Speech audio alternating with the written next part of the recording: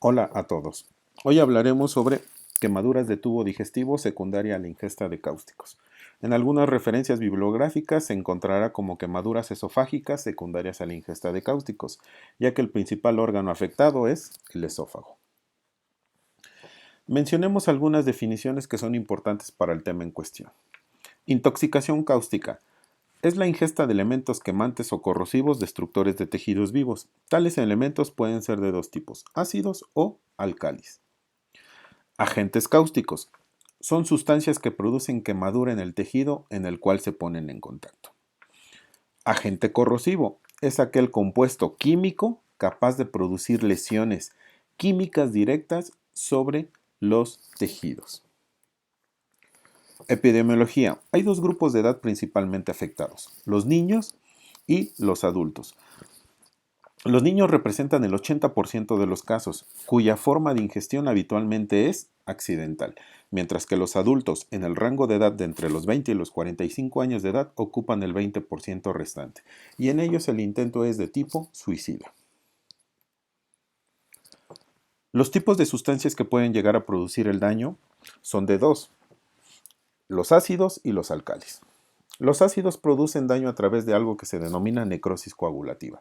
Es decir, van a formar una costra que eso produce y limita el daño y la profundidad de la sustancia en cuestión cuando está en contacto con la mucosa, en este caso la esofágica. Mientras que los alcalis producen un daño a través de lo que es la necrosis licuefactiva, además de producir saponificación. Por consiguiente, esta sustancia penetra de forma más profunda en los tejidos, produciendo además trombosis de lo que son los vasos sanguíneos e impidiendo el flujo de sangre al tejido que de por sí ya se encuentra isquémico, lo cual lo puede llevar a un daño mayor y a la terrible complicación que es la perforación. Algunos tipos de agentes ácidos: el ácido oxálico, el ácido muriático, el ácido sulfúrico, el ácido acético y el ácido bórico. Estos tipos de sustancias tienen en común que tienen un olor desagradable, por lo tanto la irritación orofaringea va a ser de forma inmediata, lo cual podría limitar hasta cierto punto la ingesta de ellos. Los agentes álcalis, ejemplo, el amoníaco, la sosa cáustica, el hidróxido de potasio, el hidróxido de sodio. Todos ellos son inodoros y hasta cierto punto son insípidos, por lo cual la ingesta puede ser casi a libre demanda, no percibiendo el daño que puede llegar a producir de forma inmediata. ¿Qué nos interesa al momento de revisar estos pacientes? 1. Realizar un interrogatorio intencionado. La búsqueda del antecedente inmediato de la ingesta de químicos es por demás importante. Tratar de identificar el tóxico ingerido, ya sea cualquiera de las dos formas que haya sido intencional o accidental. Verificar qué tipo de sintomatología tiene el paciente. ¿Tiene sensación de quemazón oral? ¿Tiene cialorrea? ¿Tiene hematemesis? ¿Tiene dificultad para respirar? ¿Hay dolor abdominal? ¿O ha habido vómito? Ya sea vómito provocado o vómito secundario a la ingesta de la sustancia. De nuevo, también preguntar si hay antecedentes psiquiátricos y o presencia de afección como enfermedades sistémicas, en este caso si el paciente es diabético, hipertenso, antecedentes de cáncer. El cuadro clínico. El porcentaje que nos menciona la guía de práctica clínica nos dice que el dolor abdominal es el síntoma predominante, siempre y cuando la ingesta haya permitido que el líquido haya llegado hasta el estómago. De forma subsecuente, puede haber náuseas, vómito, dolor bucal, disfagia, cialorrea, odinofagia o incluso disfonía. En la exploración física, ¿qué vamos a hacer? Primero, revisar la cavidad orofaringea. Hay que hacer una exploración intencionada del tórax, del abdomen y ver si el paciente presenta datos de choque.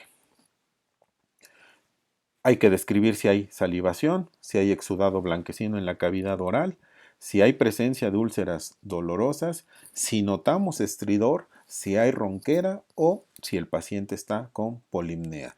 Consignar por consiguiente y de forma importante las constantes vitales, la TA, la frecuencia cardíaca, la frecuencia respiratoria, la temperatura y la oximetría. Todo ello nos permitirá descartar el estado de choque.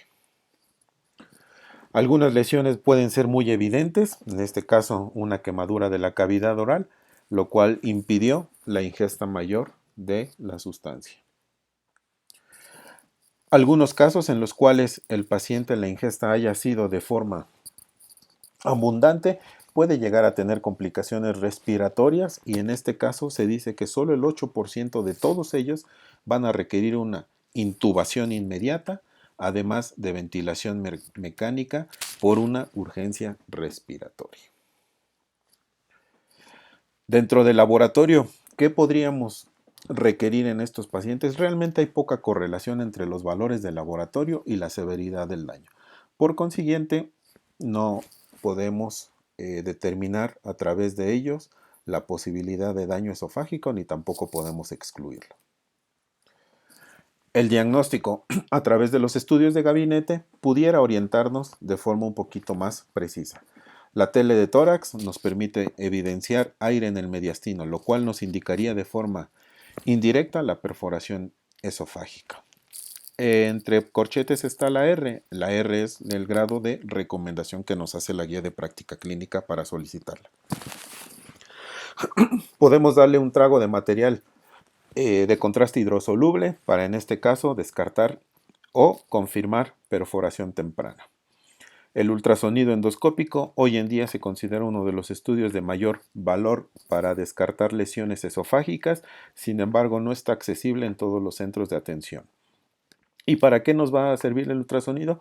Pues nos va a mostrar la afección de las distintas capas que pueda tener la luz esofágica, además de que va a permitir predecir para el futuro las zonas de estenosis secundaria al proceso cicatrizal de la quemadura. La tomografía axial computada es el estudio radiológico que se utiliza en etapas tempranas, ya que va a permitir medir el daño transmural tanto del esófago como del estómago, así como permite valorar la extensión de la necrosis. La endoscopía es el estudio más eficiente para evaluar la mucosa del tubo digestivo superior, pero esta debe de realizarse posterior a las 6 horas y antes de las 48 horas de que sucedió la ingesta de la sustancia. Nivel de evidencia grado 3, lo cual nos permite correlacionar a través de que ya se han hecho casos y controles, además de revisiones clínicas, para permitir esta recomendación. Debe evitarse dentro de los primeros 5 días, además de los 15 días posterior a la ingesta de casos severos, ya que debido al proceso cicatrizal es más factible que pueda haber perforación secundaria a su utilización o realización. ¿Cómo clasificamos el daño esofágico? Hay distintas clasificaciones, la más común y la más utilizada es la clasificación de Sargar. Ella nos permite valorar dos cosas, la lesión y la extensión, entendiendo por la extensión la gravedad del caso, además de que nos va a permitir hacer un pronóstico de la lesión. La dividimos en 4 grados con sus subdivisiones. El grado 0 es una lesión que no produzco, es una ingesta de sustancias que no produjo ninguna lesión, mientras que el grado 4 es el grado más complejo y es cuando hay perforación. Si vemos la tabla nos permite la descripción endoscópica de la lesión vista a través del endoscopio, el grado de profundidad de la lesión y además de que nos da un pronóstico siendo adecuado en el grado 2A y 1. El grado 2B ya vamos a tener un porcentaje de hasta 90% de estenosis cuando hay afección en cierta zona. Algunas imágenes, según la clasificación de Sargar, imagen del lado izquierdo es un grado 1, es una mucosa que únicamente tuvo edema e hiperemia, mientras que en la del lado derecho ya observamos algunas erosiones y ulceraciones, sin embargo estas ulceraciones no son circunferenciales, por lo tanto el pronóstico es adecuado. Grado 2B nos presenta en la imagen del lado izquierdo una úlcera profunda, que en este caso ya es circunferencial, por lo cual el grado de estenosis puede ser hasta del 80-90%. La imagen del lado derecho es un grado 3B, en la cual notamos una necrosis extensa e incluso lo podemos distinguir a través de la coloración de la propia imagen. Grado 4, en ambas ya podemos notar zonas de perforación secundaria a una isquemia, por lo cual el pronóstico es malo. La endoscopía, si bien es un estudio de elección, en muchos de los casos tiene sus contraindicaciones. ¿Cuáles son de ellas? Cuando haya obstrucción de la vía aérea, cuando haya sospecha de perforación de víscera hueca, cuando haya enfermedad respiratoria severa, ante el paciente con inestabilidad hemodinámica y en aquellos con más de 48 horas posexposición y siempre y cuando el paciente también no quiera realizársela. El tratamiento para la ingesta de estas sustancias, lo primero es permeabilidad de la vía aérea, al mismo tiempo que mantenemos una estabilidad hemodinámica. Si las condiciones de la quemadura fueron leves o se considera un Sargar 0 o 1, podemos mantener el paciente en ayuno con inicio de dieta líquida de forma temprana. Si el paciente ya se encuentra en un grado 2B o 3A o 3B, pues obviamente el paciente permanecerá en ayuno. La fluidoterapia se recomienda las soluciones Harman, siempre en carga, habitualmente de 1 a 2 litros de forma inmediata. Está recomendado la utilización de antibióticos, está recomendada la utilización de corticosteroides, además de la dosis alta de inhibidores de la bomba de protones y en algunos casos, si lo permite, el uso de sucralfato. ¿Qué es lo que no debemos de utilizar en este tipo de lesiones? El uso de la sonda nasogástrica no es recomendable, puede ser utilizada siempre y cuando sea bajo la guía endoscópica su colocación. El lavado gástrico, la utilización de lácteos y agua tampoco está recomendado. El uso de antibióticos, si bien está establecido, aún está controversial para fines profilácticos o terapéuticos después de los 5 días. La nutrición parenteral total se recomienda de forma inmediata en todos los casos graves, mientras que la enteral, cuando ya es un caso secundaria a una 2B o 3A, deberá de ser a través de forma enteral con una sonda de gastrostomía o bien yeyunostomía. Los corticoides, si bien están utilizados, el efecto inmodulador que produce se dice que reduce el riesgo inflamatorio y por tanto disminuye el riesgo de estenosis. La controversia en cuanto a su uso es qué tanto se puede estar utilizando durante la hospitalización del paciente. ¿Cuáles han sido útiles? La metilprednisolona y la dexametasona. Seguimiento. Los pacientes asintomáticos o que no tienen quemaduras visibles durante la endoscopía se deben de revalorar a las 2 a 6 semanas mediante el estudio endoscópico. Si hay detección de disfagia dicho por el paciente, se le hará el seguimiento a través de un estudio radiográfico, en este caso un esofagograma con ingesta de material hidrosoluble.